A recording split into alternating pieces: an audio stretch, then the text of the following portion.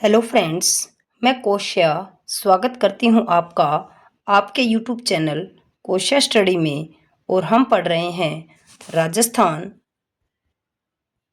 का इतिहास एवं संस्कृति, जो कि अपनी कक्षा 10th की बुक है, माध्यमिक बोर्ड अजमेर द्वारा संचालित, जिसका हम लेसन पढ़ रहे हैं तीसरा, राजस्थान के उत्सव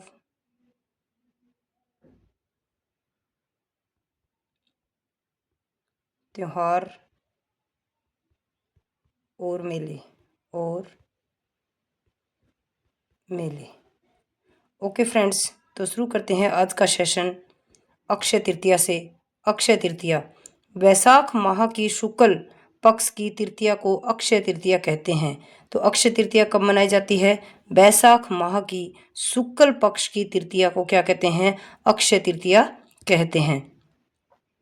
अक्षय तृतीया को जनमानस अबूझ सावे के रूप में मानते हैं। तो जनमानस जो है, जन सामान्य जो है, वो इसे अक्षय तृतीया को इसको अबूझ सावे के रूप में मानते हैं। ग्रामीण अंचलों में बिना मुहूर्त निकलवाए ही इस दिन बड़ी संख्या में बाल विवाह होते हैं, जो अब प्रशासन के कड़े रुख व जागरूकता के कारण बहुत कम हो गए हैं। तो ये जो अबूझ सावा होने के कारण ग्रामीण अंचलों में क्या है, लोग जो है बिना कोई मुहूर्त निकलवाए क्या है, बाल विवाह करते हैं। और सबसे ज़्यादा बाल विवाह, ये क्वेश्चन बना हुआ है कि सर्वाधिक बाल विवाह कब होते हैं? बाल विवाह कब होते हैं? तो इसका आंसर आएगा अक्षय तृतीया को। अक्षय तृतीया को सर्वाधिक बाल विवाह होते हैं। कृषक खेतों में हल चलाकर अच्छी वर्षा एवं फसल की कामना करते हैं। तो अक्षय तृतीया के दिन क्या है, कृषक जो है खेतों में हल चलाते हैं और आने वाले समय में अच्छी वर्षा और फसल की क्या करते हैं? कामना करते हैं। बाजरा, गेहूं, चावल, तिल, जौ इत्यादि 7 अन्न की पूजा की जाती है। और 7 अन्न जो हैं, इनकी पूजा की जाती है। बाजरा, गेहूं, चावल, तिल, जौ इत्यादि आदि 7 जो अनाज मिलाकर क्या करते हैं? पूजा करते हैं। इस दिन गेहूं बाजरे का खिचड़ा, गुड़ की गलवाणी व मंगोड़ी का साग बनाया जाता है।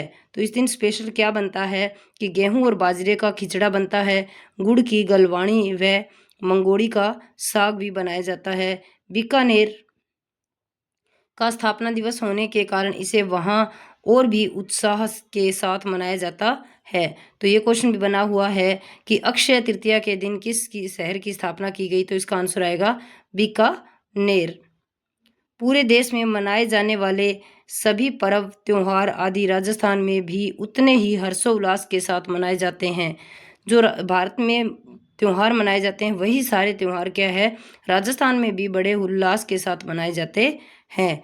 ऋतु तथा धर्म के परिप्रेक्ष्य में भारतीय जन सामान्य में कई अन्य उत्सव हैं, जिनमें रक्षाबंधन, जन्माष्टमी, गणेश चतुर्थी, नवरात्रि, दशहरा, दीपावली, मकर संक्रांति, शरद पूर्णिमा, बसंत पंचमी, नाग पंचमी इत्यादि प्रमुख हैं। तो अन्य जो त्योहार है, जिनमें रक्षाबंधन, जन्माष्टमी, गणेश चतुर्थी, नवरात्रि, दशहरा, दीपावली, मकर संक्रांति, शरद पूर्णिमा, बसंत पंचमी, नाग पंचमी, ये भी राजस्थान में उतने ही उल्लास के साथ मनाए जाते हैं जितने कि भारत के अन्य स्थानों या भाग में मनाए जाते हैं। इनके अतिरिक्त जैन संप्रदाय से संबंधित अनेक उत्सव राजस्थान में बड़ी श्रद्धा के साथ मनाए जाते हैं। जैनों का सबसे पवित्र और महत्वपूर्ण उत्सव पर्युषण भाद्रपद में मनाया जाता है। तो ये क्वेश्चन बना हुआ है कि पर्युषण जो है वो कब मनाया जाता है? वो भाद्रपद को माह में मनाया जाता है। श्रावक गण इस मौके पर मंदिर जाकर पूजन अर्चन, सत्वन, कीर्तन, व्रत, उपवास आदि प्रक्रियाओं द्वारा आत्म शुद्धि, संयम एवं नियम का पालन करते हैं। इस उत्सव का अंतिम दिन संवत्सरी कहलाता है। तो क्वेश्चन बन सकता है कि जो पर्युषण का त्यौहार है उसका अंतिम दिन जो है वो, तो इसका अंतिम दिन संवत्सरी कहलाता है। अश्विनी कृष्ण प्रतिपदा को क्षमावाणी पर्व के मौके पर सभी श्रावक एक जगह एकत्रित होकर एक दूसरे से क्षमा याचना करते हैं। तो अश्विनी मास की कृष्ण प्रतिपदा को क्षमावाणी पर्व मनाया जाता है। इस मौके पर क्या है, सभी श्रावक यानी कि सभी श्रद्धालु एक जगह एकत्रित होकर एक दूसरे से क्या करते हैं, क्षमा याचना करते हैं। मुसलमानों के उत्सव भी ईद उल जुलाहा, जिसे बकरा ईद कहते हैं, जिल हिज की 10वीं तारीख को इब्राहिम द्वारा अपने प्रिय पुत्र इस्माइल की कुर्बानी की याद में मनाया जाता है। तो जो मुसलमानों का त्यौहार है कौन सा, ईद उल जुलाहा, जिसे क्या कहते हैं, बकरा ईद भी कहते हैं, ये किस की याद में मनाया जाता है, तो जिल हिज की 10वीं तारीख को मनाया जाता है। क्यों मनाया जाता है, इब्राहिम द्वारा अपने प्रिय पुत्र इस्माइल की कुर्बानी की याद में मनाया जाता है। अगला जो है, मुहर्रम के गर्मी के मौके पर वे 10 दिन तक उपवास रखते हैं। तो मुहर्रम का जब महीना आता है उसमें 10 दिन तक क्या करते हैं, मुसलमान भाई जो हैं वो क्या उपवास करते हैं। और अंतिम दिन मोहम्मद साहब के नाती हुसैन इमाम की कुर्बानी के उपलक्ष्य में ताजिए निकालते हैं। और अंतिम दिन क्या है, मोहम्मद साहब के नाती कौन, हुसैन इमाम की कुर्बानी के उपलक्ष्य में क्या निकालते हैं, ताजिए निकालते हैं। शब-ए रात का त्यौहार बड़ी खुशी का त्यौहार होता है। एक और त्यौहार है शब-ए रात का त्यौहार, ये भी क्या है, मुसलमानों का है। ऐसा माना जाता है कि उस दिन सभी मानवों के कर्मों की जांच होकर उनके कर्मों के अनुसार उनके भाग्य का निर्धारण किया जाता है। तो इस दिन जो है क्या माना जाता है कि सभी मानवों के यानी कि सभी लोगों के कर्मों की जांच होती है और उनके अनुसार उनके भाग्य का निर्धारण होता है। मोहम्मद के पवित्र जन्म एवं मरण की स्मृति में 12 वफात का त्यौहार मुस्लिम समाज बड़ी श्रद्धा से मनाता है। तो मोहम्मद शाह के जन्म मरण की स्मृति में कौन सा त्यौहार, 12 वफात का त्यौहार जो है बड़ी श्रद्धा से मनाया जाता है। रमजान की समाप्ति का दिन ईद उल फितर कहलाता है। तो रमजान जो महीना है उसकी समाप्ति का यानी कि अंतिम दिन जो है वो ईद उल फितर कहलाता है, जिस दिन नई पोशाक में मुस्लिम समाज अपने मेल मिलाप करता दिखाई देता है। ईसाई उत्सवों में पहली जनवरी, Easter, good Friday, Christmas day आदि प्रमुख हैं। तो ईसाई उत्सवों में कौन सा, पहली जनवरी यानी कि 1 जनवरी, Easter, good Friday, Christmas day, ये सारे किनके त्यौहार है, ईसाई धर्म से संबंधित हैं, जिन्हें लोग गिरजाघरों एवं ईसाइयों के निवास स्थानों पर बड़े उल्लास से मनाते हैं। इन प्रमुख लोक उत्सवों के अतिरिक्त महापुरुषों की जयंती, व्रत, उपवास के अवसर पर भी उत्सव मनाए जाते हैं। इनमें महावीर जयंती, नृसिंह जयंती, हनुमान जयंती, बुद्ध जयंती आदि क्या है, मुख्य हैं। व्रत के उत्सवों में अमावस्या व्रत, वट सावित्री व्रत, निर्जला एकादशी, देव झूलनी एकादशी, हरितालिका तीज, पवित्रा चतुर्दशी, ऋषि पंचमी, अनंत चतुर्दशी, गोपा अष्टमी, आंवला एकादशी आदि प्रमुख हैं। तो ये सब जो व्रत हैं वो भी क्या हैं, प्रमुख हैं। नेक्स्ट है अपने पास मेले। मेले का अर्थ है एक स्थान विशेष पर जन समूह का मिलना, कि एक स्थान पर क्या है, बहुत सारे जन समूह का आपस में मेल मिलाप क्या कहलाता है, मेला कहलाता है। और उत्सवों को मनाना और उस त्योहार को क्या है, मनाना। लोक जीवन पूरी सक्रियता से मेलों और त्योहारों के आयोजन में शामिल होता है। तो जो आम लोग हैं या लोक जीवन है वो पूरी सक्रियता से क्या है, लोग इन त्योहारों का क्या करते हैं, आयोजन करते हैं और उनमें शामिल होते हैं। इससे यहाँ की लोक संस्कृति जीवंत हो उठती है। उन उत्सवों, त्योहारों एवं मेलों के गीत अपनी संस्कृति है। तो ये जो मेले, तीज त्योहार है, ये सब पुराने इनसे संबंधित जितने भी क्या है गीत हैं या उनसे संबंधित जो भी बातें हैं वो हमारी क्या है पुरानी संस्कृति है। प्रायः इन मेलों और त्योहारों के मूल में धर्म होता है कि जो ये मेले हैं, त्योहार हैं, उत्सव हैं, इनकी जो मूल जड़ है वो क्या है हमारे धर्म से संबंधित है। किंतु कई मेले और त्योहार अपने सामाजिक और धार्मिक महत्व के कारण अधिक प्रसिद्ध हैं। तो कई ऐसे भी हैं जो क्या है त्योहार अपने सामाजिक और धार्मिक नहीं सॉरी आर्थिक महत्व के कारण भी क्या है प्रसिद्ध हैं कि उनका सामाजिक और आर्थिक महत्व भी बहुत ज़्यादा है धार्मिक होने के साथ साथ। अजमेर में पुष्कर जी का मेला, अन्नकूट पर नाथ द्वारा का मेला, सवाई माधोपुर के सिवाड़ क्षेत्र में शिवरात्रि का मेला, चूरू जिले में सालासर हनुमान जी का मेला, नागौर में गोठ मांगलोद में दधीमती माता का मेला, उदयपुर के पास चार भुजा का मेला, करौली में कैला देवी का मेला, एकलिंग जी में शिवरात्रि का मेला, केसरिया जी का धुवेल का मेला, अलवर के पास भृतहरि का मेला आदि धर्म प्रधान मेले हैं। तो ये जो मेले हैं जो अभी हमने पढ़े हैं जैसे कि पुष्कर का मेला है, नाथ द्वारा का मेला है, सवाई माधोपुर का है,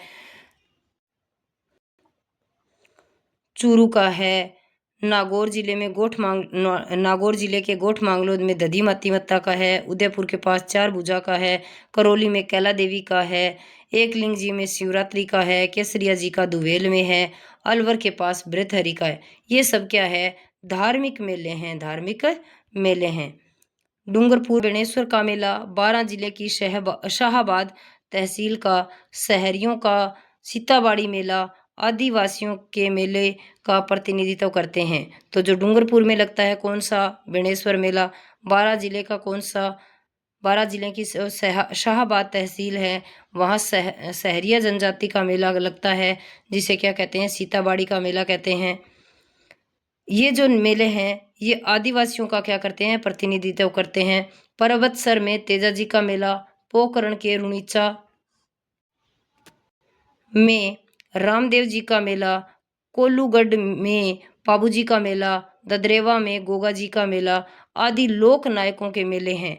तो ये सब मेले जो अभी हमने देखे जैसे रुणेचा में रामदेव जी का, कोल्लूमंड में कोल्लूगढ़ या कोल्लूमंड में मिलता है पाबूजी का मेला, ददरेवा में गोगा जी का मेला आदि ये क्या है लोक नायकों के क्या है मेले हैं।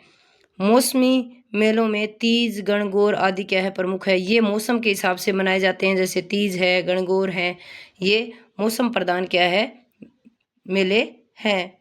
प्रमुख मेलों का संक्षिप्त विवरण प्रस्तुत है। कुछ मेले जो हैं वो यहाँ दिए गए हैं जैसे कि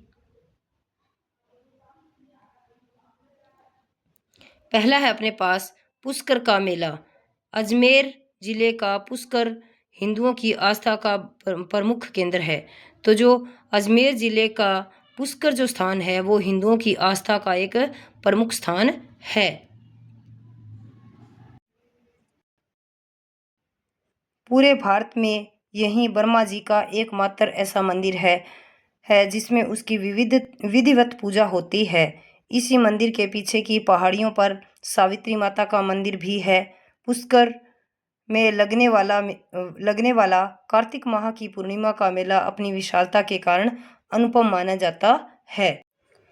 तो जो पुष्कर है वो पुष्कर में पूरे भारत का एकमात्र क्वेश्चन बना हुआ है कि पूरे भारत का एकमात्र ब्रह्मा जी का मंदिर है वो कहाँ है। तो इसका आंसर आएगा पुष्कर में है। क्यों? क्योंकि यहाँ जो है ब्रह्मा जी की विधिवत पूजा होती है। इसी के पीछे पहाड़ियों में क्या है सावित्री माता का मंदिर बना हुआ है। पुष्कर में लगने वाला मेला ये तारीख भी पूछी गई है कि पुष्कर के मेले का आयोजन कब होता है। तो इसका आंसर आएगा कार्तिक माह की पूर्णिमा को। कब? कार्तिक माह की पूर्णिमा को पुष्कर मेले का आयोजन होता है। पौराणिक कथाओं के अनुसार प्राचीन समय में पुष्कर में बृजनाथ नामक एक राक्षस था।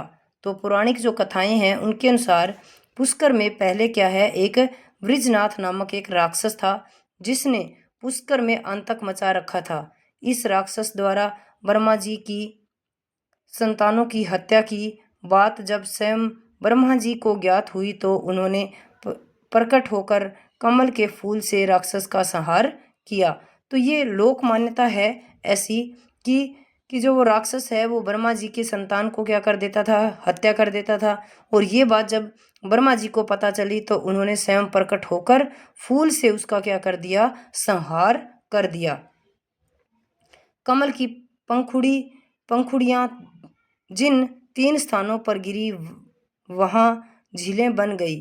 तो जहाँ जो कमल में जो है ब्रह्मा जी विराजमान रहते हैं, उस कमल की जो कहते हैं पंखुड़ियां जहाँ गिरी और वहाँ क्या बन गई, झीलें बन गई। ज्येष्ठ पुष्कर, कनिष्ठ और मध्यम पुष्कर।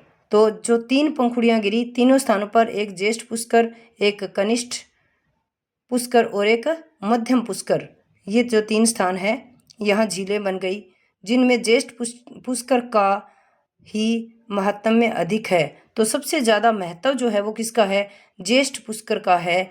तत्पश्चात ब्रह्मा जी ने इसी स्थान पर एक यज्ञ का आयोजन किया और इसी स्थान पर कहते हैं कि ब्रह्मा जी ने एक यज्ञ का आयोजन किया जिसमें समस्त देवी देवताओं और ऋषि मुनियों को आमंत्रित किया गया। और इस यज्ञ में समस्त जो देवी देवता हैं उनको और ऋषि मुनियों को आमंत्रित किया गया। यह यज्ञ कार्तिक माह में संपन्न हुआ था। तो ये भी कहा जाता है कि ये जो यज्ञ है वो कार्तिक माह में संपन्न हुआ था। पुष्कर कार्तिक माह में दीपदान की परंपरा अत्यंत महत्वपूर्ण और पौराणिक है। तो पुष्कर माह में क्या है, दीपदान की परंपरा अत्यंत महत्वपूर्ण और पौराणिक है।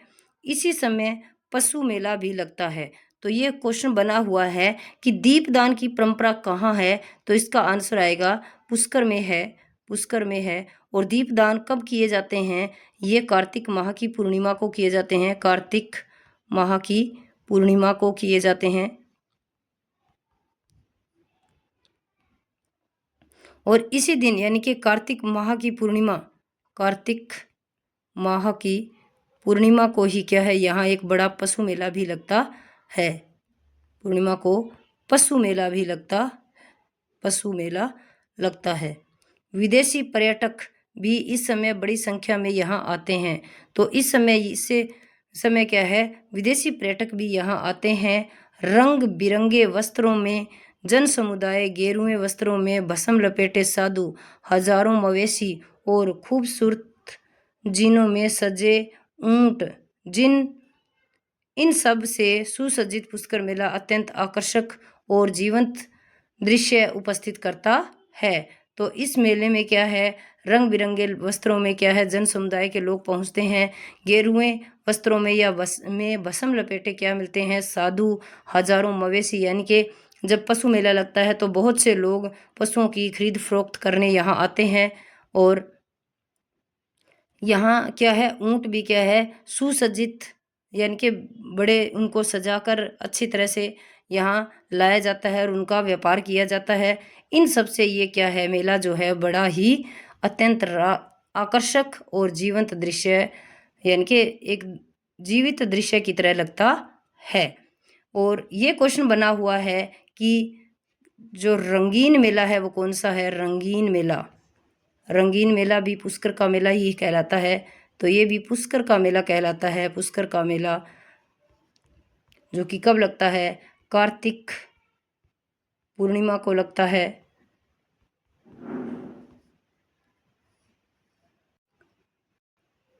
नेक्स्ट है अपने पास जीण माता का मेला। सीकर जिले के रेवासा ग्राम में पहाड़ी की तलहटी में जीण माता मंदिर अवस्थित है। तो ये क्वेश्चन बना हुआ है कि जीण माता का जो मंदिर है वो कहाँ अवस्थित है, तो सीकर जिले के रेवासा गांव की पहाड़ी पर बना हुआ है। इस मंदिर का निर्माण विक्रम संवत 1121 में मोहिल के हट्टड़ द्वारा करवाया गया था। यहाँ माता की अष्टभुजी प्रतिमा है।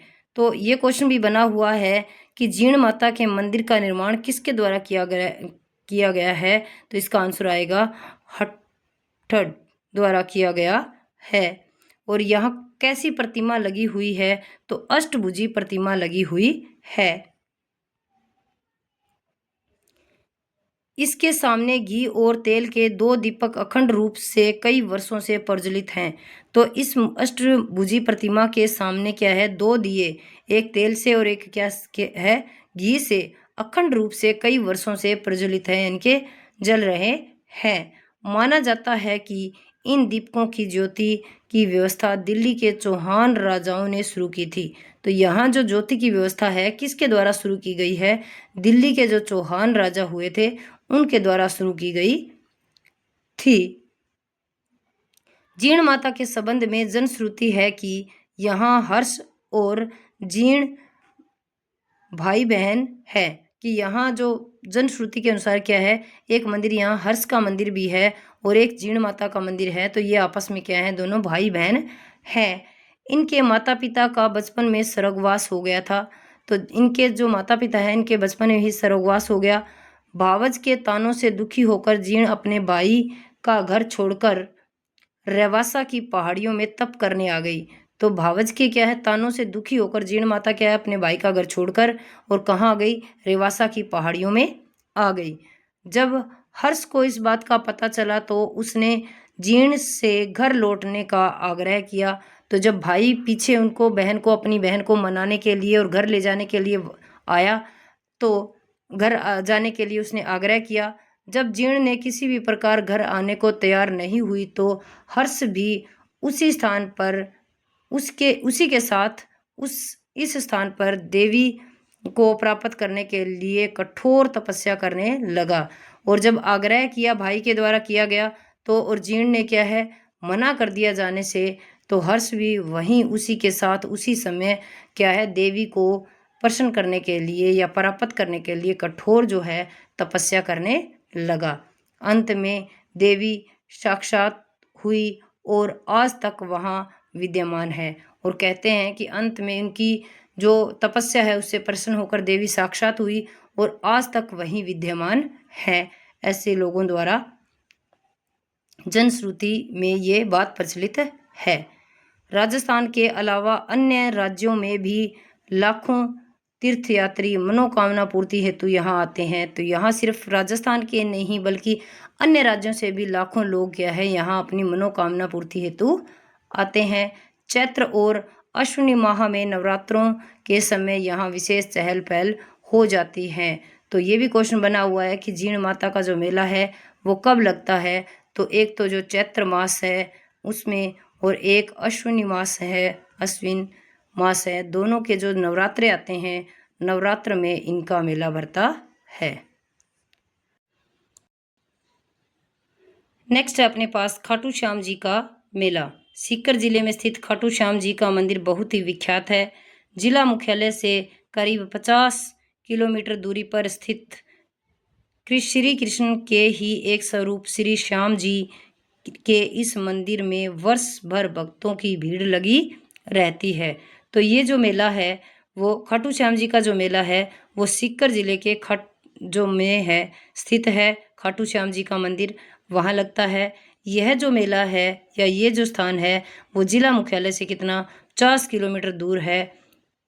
और यहाँ क्या है? मूर्ति किसकी है? श्री कृष्ण का ही एक स्वरूप है श्री श्याम जी। और इस मंदिर में क्या है? वर्ष भर भक्तों की भीड़ लगी रहती है। शीश के दानी के रूप में विख्यात श्री श्याम जी के मंदिर में फाल्गुन के शुक्ल पक्ष की 10वीं से द्वादशी तक वार्षिक मेला लगता है। तो ये भी क्वेश्चन बन सकता है कि जो श्री श्याम जी हैं या खाटू श्याम जी हैं इनका मेला कब लगता है? तो फाल्गुन के शुक्ल पक्ष की 10वीं से द्वादशी तक क्या है? यानी कि 10वीं से 12 तक का है इनका मेला लगता है। इस मंदिर के निकट स्थित श्याम बगीचा और श्याम कुंड भी दर्शनीय है। तो ये क्वेश्चन भी बन सकता है कि खाटू श्याम जी में खाटू श्याम जी के अलावा खाटू श्याम जो है मंदिर के अलावा वहाँ और क्या दर्शनीय स्थल है? तो एक श्याम बगीचा है और एक श्याम कुंड है जो कि दर्शनीय है। और यहाँ जो है वो राजस्थान से ही नहीं बल्कि राजस्थान से ही नहीं बल्कि देश के सभी हिस्सों से, देश के सभी भागों से लोग यहाँ या भक्त यहाँ आते हैं। तो इसीलिए यहाँ एक क्वेश्चन बना हुआ था, पटवार में आया कि सर्वाधिक जो देशी पर्यटक हैं, सर्वाधिक करंट का क्वेश्चन है, सर्वाधिक देशी पर्यटक कहाँ आए? तो इसका आंसर आया था सीकर। क्यों? क्योंकि अब जो है यहाँ खाटू श्याम जी के मेले में क्या है, देश के विभिन्न भागों से क्या है यहाँ भक्तजन आते हैं। तो इसीलिए ये क्वेश्चन भी बना हुआ है कि सर्वाधिक देशी पर्यटक यानी कि देश के पर्यटक हैं वो कहाँ आते हैं? तो सीकर में आते हैं। नेक्स्ट क्वेश्चन है अपने पास, सॉरी,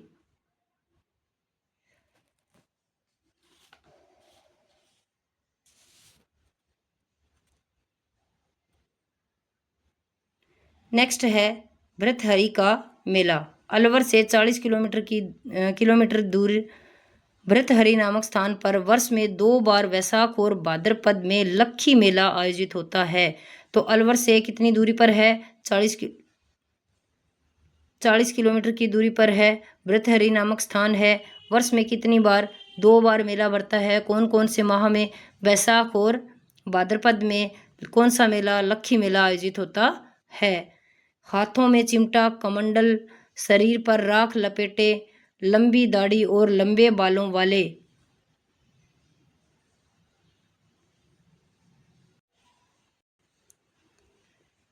नेक्स्ट है अपने पास भृतहरि का मेला। अलवर से 40 किलोमीटर दूर भृतहरि नामक स्थान पर वर्ष में 2 बार वैशाख और भाद्रपद में लक्खी मेला आयोजित होता है।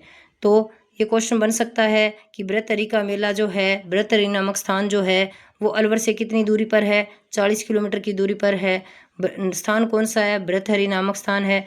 कितनी बार मेला बढ़ता है? साल में 2 बार। कौन कौन से माह में? वैशाख और भाद्रपद में। कौन सा मेला बढ़ता है? लक्खी मेला बढ़ता है, यानी कि लाखों लोग यहाँ आते हैं। हाथों में चिमटा, कमंडल, शरीर पर राख लपेटे, लंबी दाढ़ी और लंबे बालों वाले। सैकड़ों कनफटे बाबाओं से यह स्थान लघु कुंभ के रूप में जीवंत हो उठता है। तो ये क्वेश्चन बना हुआ है कि राजस्थान का लघु कुंभ कौन सा मेला कहलाता है? लघु कुंभ। तो इसका आंसर आएगा भृतहरि का जो मेला है, भृतहरि का जो मेला है वो जो है लघु कुंभ के रूप में जाना जाता है। जनश्रुति है कि गोपीचंद भृतहरि बहुत बड़े राजा थे। जो भृतहरि थे, गोपीचंद नाम के भृतहरि, वो बहुत बड़े क्या थे? राजा थे। उनकी पत्नी रानी पिंगला अत्यंत सुंदर थी। तो उनकी जो रानी थी कौन सी? पिंगला, अत्यंत सुंदर थी। किन्हीं कारणों से राजा के मन में विरक्त आने पर उन्होंने अपना राजपाट त्याग कर संन्यास ले लिया। तो कई ऐसे कारण हुए जिनके कारण से क्या है, राजा के मन में क्या आ गया? विरक्त आ गया, इनके वैराग का भाव उत्पन्न हो गया और उसने राजपाट त्याग दिया और सन्यासी जीवन अपना लिया। भृतहरि को यह जंगल बहुत भाया और वे मृत्यु पर्यंत यहीं रहे। और वो अपना राजपाट त्याग कर कहाँ आ गए? ये जो अलवर में भृतहरि नामक स्थान है या ये जो जंगल हैं इनमें आ गए और यहीं रहे अपनी मृत्यु तक। और यहीं उन्होंने की क्या बनी हुई है? समाधि। यहीं उनकी समाधि भी है। तो उनकी समाधि भी यहीं बनी हुई है। नेक्स्ट है अपने पास डिग्गी के कल्याण का मेला, जिसे हम पढ़ेंगे नेक्स्ट सेशन में। तब तक के लिए साथ बने रहें। क्लास को शेयर करें, चैनल को सब्सक्राइब करें, लाइक और कमेंट करें। Thank you for watching. जय हिंद, जय भारत।